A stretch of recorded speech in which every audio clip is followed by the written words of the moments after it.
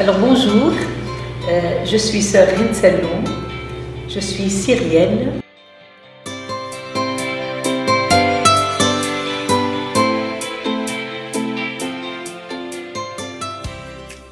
Bon, vers l'âge de 10-11 ans, j'ai été au Liban et c'est là-bas que j'ai grandi, que j'ai fait ma formation. Et c'est là que j'ai connu de près les Sœurs de la Charité. Et c'est là aussi que j'ai entendu l'appel du Seigneur à me consacrer à lui. Alors ça, c'est une longue histoire, l'histoire de l'appel. Les Sœurs de la Charité venaient de commencer la mission au Tchad. Et en catéchèse, elles nous parlaient toujours comment les gens souffrent. Elles nous parlaient comment il n'y avait pas d'eau et les femmes devaient aller loin pour chercher de l'eau. Alors j'ai commencé à rêver quand j'étais adolescente et je me suis dit, quand je serai grande, j'irai en mission, je rassemblerai les gens et on creusera un puits et les gens ne souffriront plus de la faim, les femmes n'iront plus chercher l'eau très loin. Mais ce n'était qu'un rêve au début. Je n'ai jamais pu imaginer qu'il pouvait devenir réalité, mais de manière différente. Bon, alors quand je me suis consacrée, quand j'ai rejoint les Sœurs de la Charité, je gardais ce désir d'aller en mission. Mais bon, ça ne m'a pas été demandé et j'ai pris les chemins qui se sont ouverts devant moi. J'ai donc servi en Syrie dans une école. J'ai aussi été dans une communauté dans un milieu pauvre au Liban, à Naba. Bon, j'ai été en contact de près avec les pauvres, avec les gens. Au Liban, j'ai vraiment le sens de l'Église a grandi en moi parce que j'ai vu comment on pouvait travailler ensemble pour faire grandir une paroisse, une église. Et puis un jour, j'ai eu la chance, la grâce d'être appelée en Inde, de répondre à un appel de la congrégation d'aller en Inde. J'étais très très heureuse.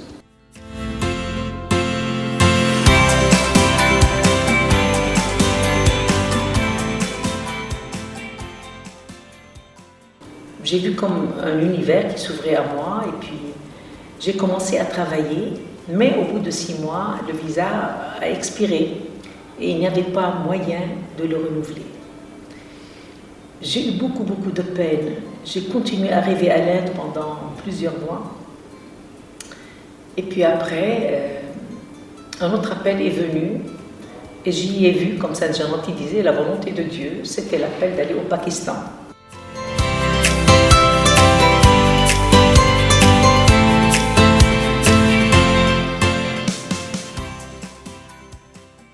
Au début, ça m'avait beaucoup coûté parce que j'avais beaucoup aimé l'Inde. Mais on m'avait dit, là-bas, c'est de vrais pauvres. Là-bas, les chrétiens sont discriminés. Alors, j'ai senti que ça a commencé à m'enthousiasmer un peu, à me donner de la joie. Et je me suis lancée. Et alors là, j'ai vu les immensités de nouveautés, de grâce. J'ai vu comment, quand on prend les chemins que le Seigneur nous ouvre, c'est toujours meilleur que nos propres chemins, que les chemins que nous choisissons pour nous-mêmes. Parce que si on m'avait dit j'aurais continué en Inde si tout allait, mais quand le Seigneur ferme une porte, c'est qu'il en ouvre une autre plus large et plus belle pour nous. C'est vrai que Dieu est un Dieu de vie et un Dieu d'abondance, vraiment. Et je crois qu'il m'attendait au Pakistan pour me donner beaucoup de grâce. Alors là, j'ai servi les pauvres dans une petite école. Elle était toute petite, mais j'ai fait de mon mieux pour hausser le niveau, pour que les jeunes aient un futur. Et au bout de quelques années seulement, de 2-3 ans, je commençais à voir les résultats. C'est peut-être ça qui m'a un peu enthousiasmée au Pakistan. je voyais le fruit, je donnais et je voyais que j'étais comblée par ce que je donnais. Et on est humain, on aime ça, on aime voir que les gens grandissent, que les élèves pouvaient faire des études supérieures, que les gens aimaient l'école. Et en même temps, j'ai commencé à faire un travail auprès des pauvres dans les villages. Quand je finissais l'école, j'allais les après-midi dans des villages. Et c'est là que j'ai vu combien les chrétiens étaient pauvres et délaissés. Alors, je faisais des projets, donner des chèvres, par exemple, à des familles chrétiennes, pour qu'ils puissent les faire, pour qu'ils puissent vivre, avoir au moins que les enfants aient du lait. De petits projets comme ça, ici et là, où je sentais que je donnais de la vie d'une certaine manière. Et c'est vrai, quand on a un objectif, qu'on donne avec un objectif, on ne sent plus la douleur de donner. Il m'est arrivé d'attendre, par exemple, à Dubaï, à l'aéroport, plus de 24 heures, 26 heures, sans dormir, pour ne pas payer l'hôtel, qui était 100 €, et un visa qui était de 35 €, en pensant que je donnerais cet argent à telle femme qui pourra mettre une porte et se sentir en sécurité avec ses 3 filles. Je ne sentais plus la fatigue de la veille, bien que je n'étais pas jeune. Oui, de petits sacrifices, de petits ou grands sacrifices que je faisais, qui étaient abondamment bénis par Dieu et qui me donnaient beaucoup de joie, parce que je sentais là aussi, je redis, il y avait de la vie, ça portait fruit tout de suite, ces petits sacrifices. Et voilà, et ma joie était vraiment immense quand la femme me disait « Sister, viens voir, j'ai mis la porte à la maison ». Ou bien d'autres qui avaient mis du plastique à leurs fenêtres parce qu'ils ne pouvaient pas mettre de vraies fenêtres.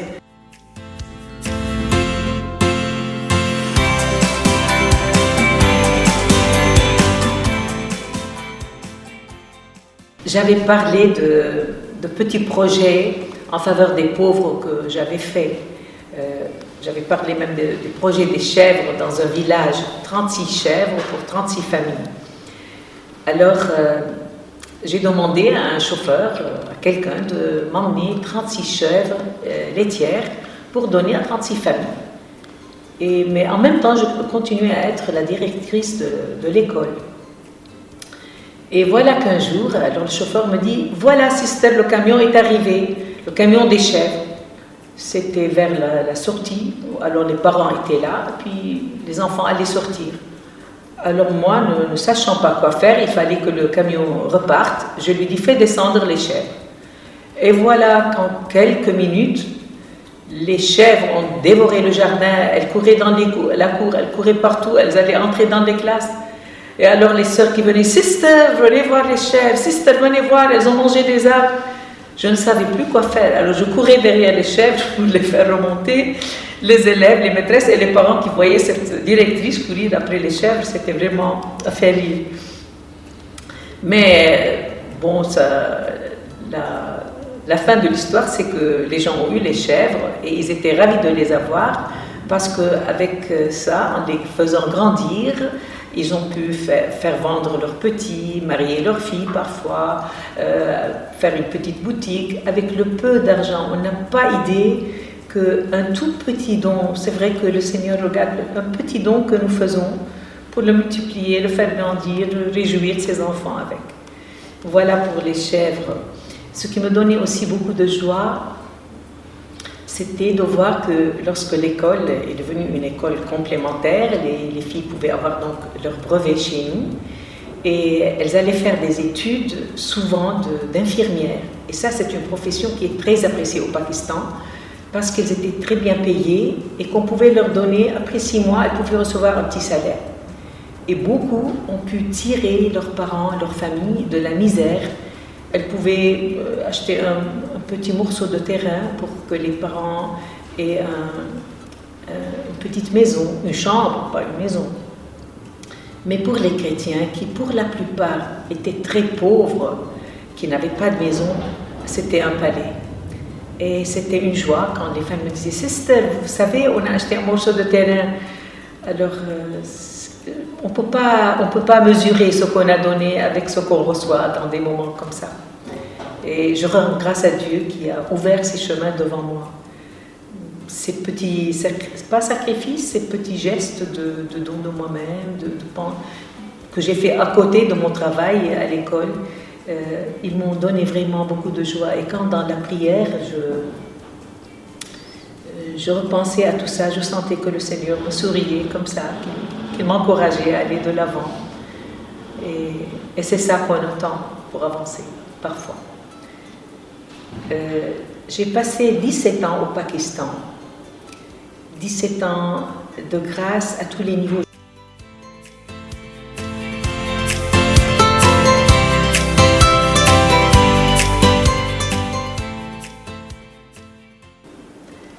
Et après 17 ans donc au Pakistan, je suis revenue en France. Là aussi, avec beaucoup de surprises, j'ai entendu que j'étais appelée à une mission de responsable de novices. Et j'ai dit vraiment, il n'y a pas rien que Abraham de la Bible qui est appelé à un âge avancé, à une nouvelle mission. Moi aussi, je dois partir de nouveau vers quelque chose que j'appréhendais.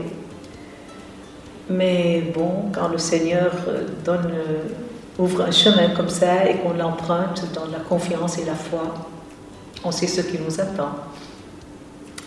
Alors, j'ai donc servi comme maîtresse des novices durant 2 ans. Là, ça m'a vraiment rajeunie, ça m'a retrempée dans ce qui fait l'essentiel de ma vie, parce que là-bas, c'était surtout le service qui me donnait de la joie. Mais là, j'ai eu d'autres joies. Voir une personne grandir dans son chemin avec Dieu, c'est une autre joie qu'on ne peut pas toujours décrire.